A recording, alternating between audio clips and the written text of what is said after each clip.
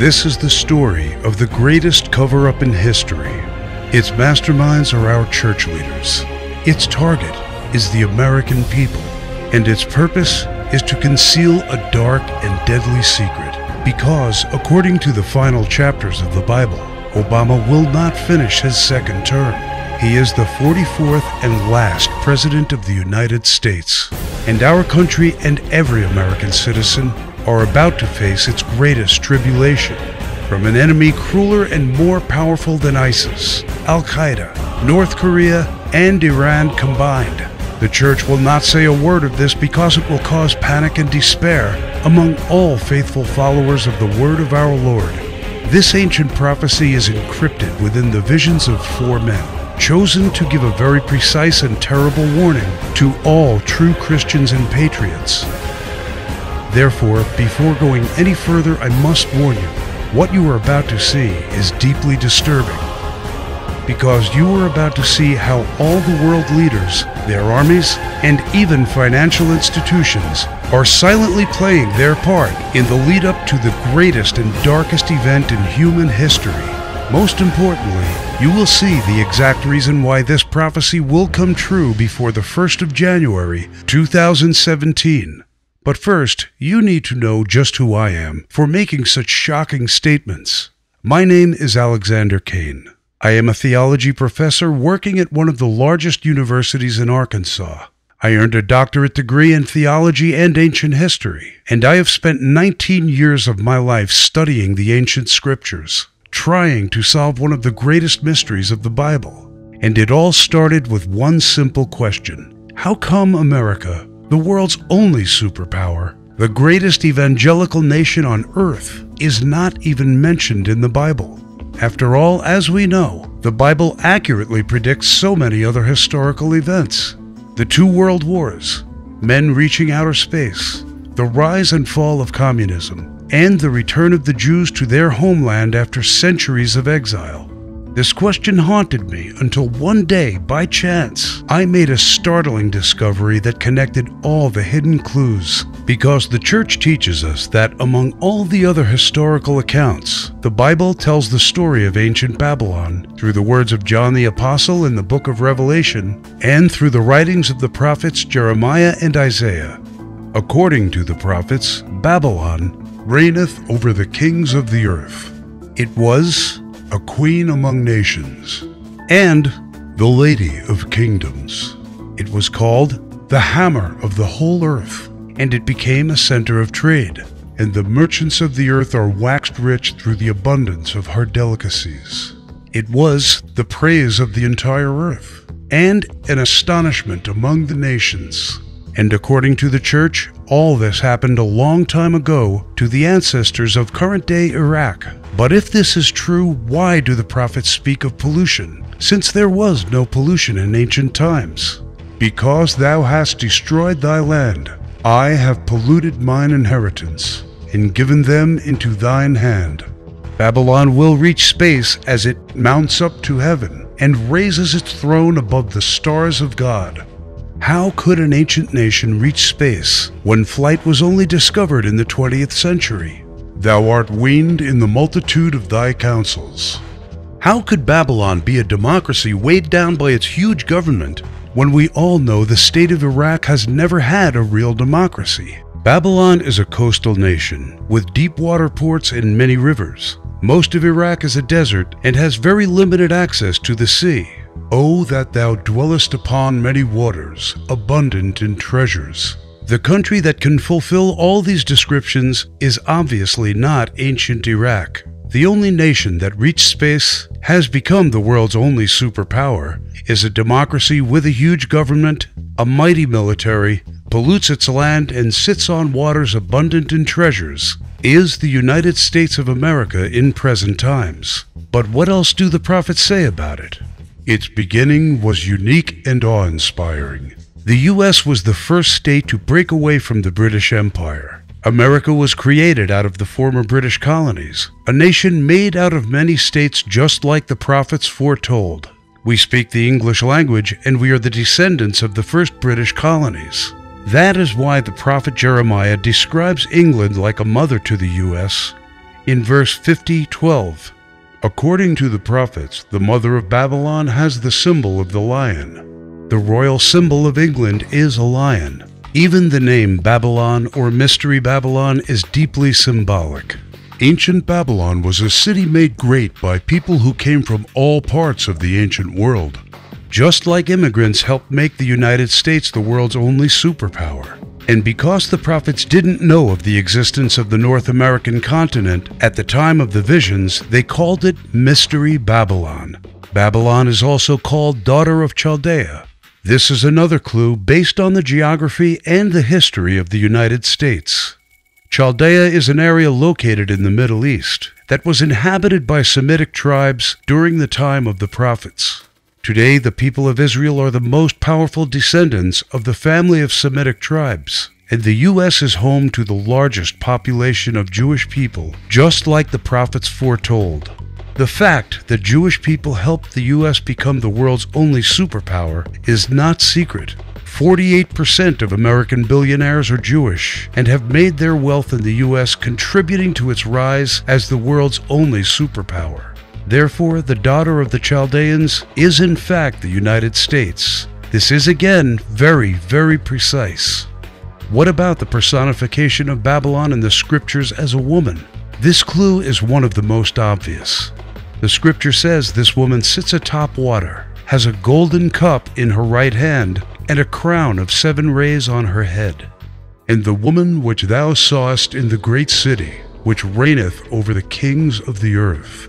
The United Nations, in theory, reigns over all the kings of the earth and is situated in New York, the great city where you can see the Statue of Liberty, which is the most well-known landmark in the U.S. and the symbol of Babylon the prophets are referring to.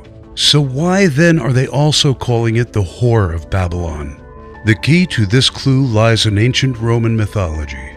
Libertas in Latin, liberty in English, is the name of the ancient Roman goddess of personal freedom, especially in sexual matters. She was referred to as the mother of harlots by the famous Roman historian and senator Cicero, and she is considered the matron goddess of prostitution. This means that the Statue of Liberty is actually a statue of a pagan goddess of sexual freedom and prostitution. Therefore, it's no coincidence that the U.S. provides 65% of pornographic movies and adult entertainment to the world and is the country where sexual liberation originated from. It's just like the Bible said, "Thou art given to pleasures, for all nations have drunk of the wine of the wrath of her fornication."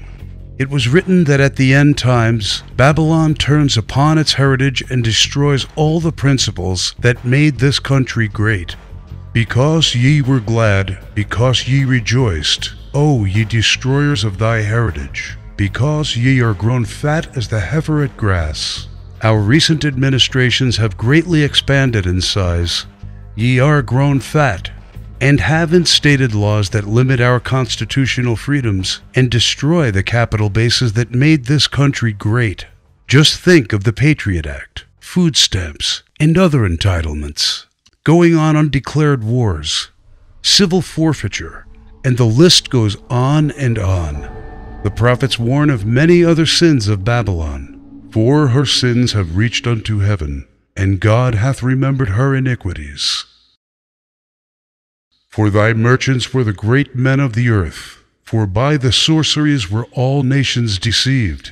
Stand now with thy enchantments, and with the multitude of thy sorceries. If so be, thou shalt be able to profit. If so be, thou mayest prevail.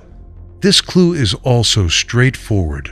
Babylon's merchants become great by deceiving all the nations of the earth. Their profits made them prevail. Incredibly, Babylon's greatest sorcery is the US dollar. The dollar became the world's reserve currency and lifeblood of all international trade after World War II. Because it was backed by the biggest gold reserves on Earth. That all changed in 1971 when Nixon took us off the gold standard, the greatest monetary sorcery ever accomplished. And the nations went along and used the dollar for trade, while we kept on printing money until, as some economists like Peter Schiff put it today, the dollar is not worth the paper it's printed on.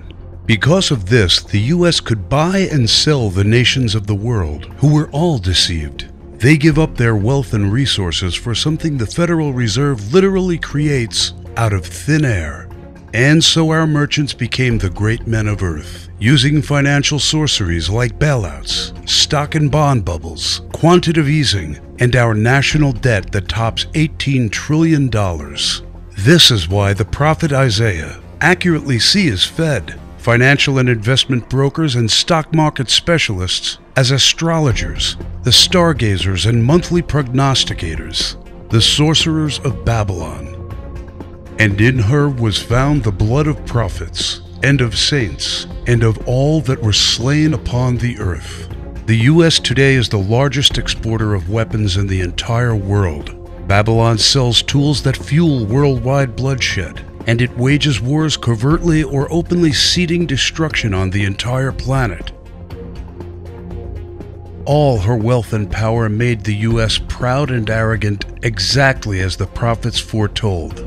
How much she hath glorified herself, and lived deliciously. For she saint in her heart, I sit a queen, and am no widow, and shall see no sorrow.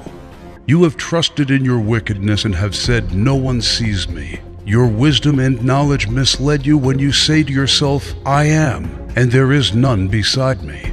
That is what we call today American exceptionalism. The US fulfills each ancient prophecy of Babylon to the letter, the superpower that has abandoned its sound foundations and turned to sorcery and sin. Do not be deceived. God is not mocked. For whatever a man sows, this he will also reap. Babylon's pride, greed, and wrath will lead to the greatest event in human history, war with the great enemy of Babylon, exactly as the prophets foretold. They come from a far country, from the end of heaven, even the Lord and the weapons of his indignation, to destroy the whole land. For out of the north there cometh up a nation against her, which shall make her land desolate. Go north through the end of heaven, the Arctic Pole, and you see Russia, the great enemy of Babylon, the one that according to the Bible will destroy it. This clue is as chilling as the Arctic wind, as it geographically pinpoints the two countries capable of starting World War III. The prophets foretell that, and at the start of this war, Russia will unexpectedly use a very special weapon, the weapon of indignation, against the whole territory of the US, a weapon like which the world has never seen. The main question you should ask now is, when will World War III happen, and what exactly is the weapon of indignation? The clues to when this event will happen come from the prophet Daniel. In chapter 11, verse 40, Daniel tells of the two kings who are destined to fight the greatest war in human history at the end times. He calls these two leaders the king of the north and the king of the south. The key to understanding this clue is the fact that in ancient times the birthplace was very important, and this is why Daniel identifies both kings by their birthplace relative to Jerusalem, the place where he had his visions. Vladimir Putin was born in St. Petersburg, Russia, which lies to the north of Jerusalem. Does Putin fulfill the other Bible prophecies about him? And the king shall do according to his will. Putin has absolute power. He controls the media, the military, and the economy of Russia. Neither shall he regard the gods of his fathers, nor regard any god, for he shall magnify himself above all.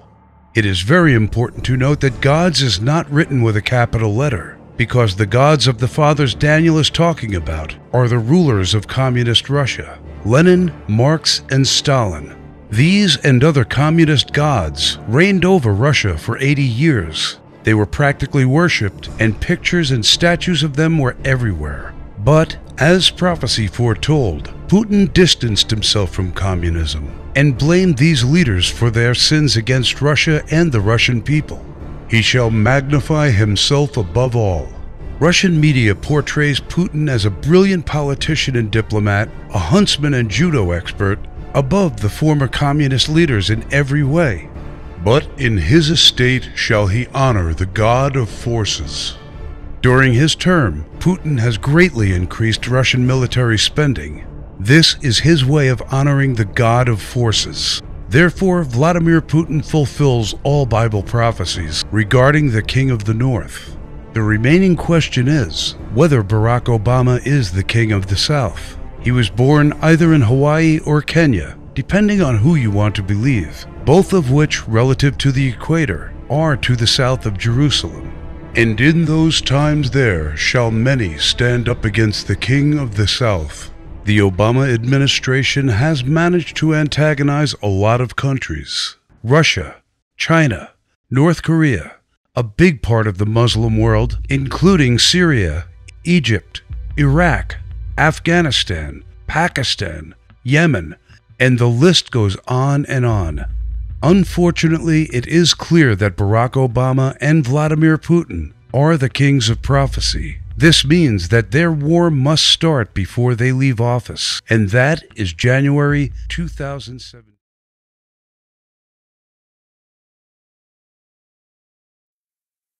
Thanks for watching. Click the link below to visit our website.